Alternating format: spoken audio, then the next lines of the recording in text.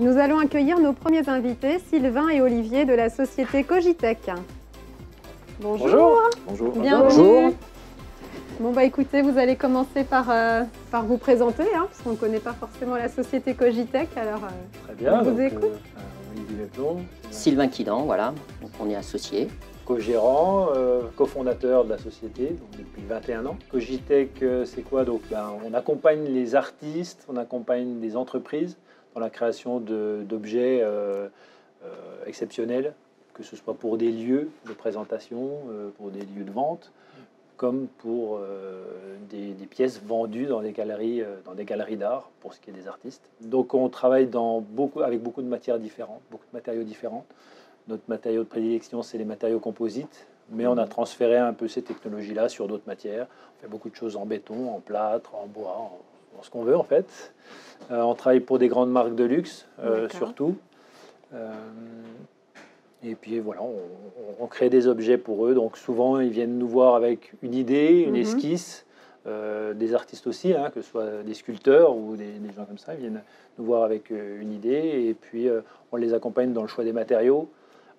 Plus techniquement dans des calculs de matériaux, de dimensionnement, la CAO, on dessine leurs pièces, on réalise après. Donc on allie un petit peu les matériaux, des métiers ancestraux avec des nouvelles technologies. Donc que ce soit la conception numérique et la fabrication aussi, puisqu'on a des machines-outils qui nous permettent d'usiner nos moules, nos modèles, pour créer différents types d'objets. D'accord, très bien, très clair, merci. Bon, si vous êtes là aujourd'hui, c'est aussi pour nous parler de votre expérience photo avec Édouard il y a quelques mois. Je vais peut-être laisser... Quelques années presque. Ouais, quelques années. Sylvain en parlait. Oui, alors oui, on s'en souvient, ça fait 2 ans, mais l'expérience était fort sympathique. Alors, quand on vient nous voir pour essayer de nous cerner sur une photo, le pari est complexe parce que, comme vous avez pu entendre Olivier, on a un métier qui est quand même assez singulier et complexe. Donc, cerner notre personnalité juste sur une image, c'est un vrai challenge. Et je crois qu'Edouard y est arrivé. C'était une belle aventure. Ouais. Donc, trouver l'objet, on avait mis un peu de temps, mais trouver un objet qui nous caractérise bien, qui nous mette en scène tous les deux, c'était très sympa. Ce qui était intéressant aussi, c'est que on a l'habitude de travailler avec des artistes, donc des sculpteurs, des gens qui créent de l'objet.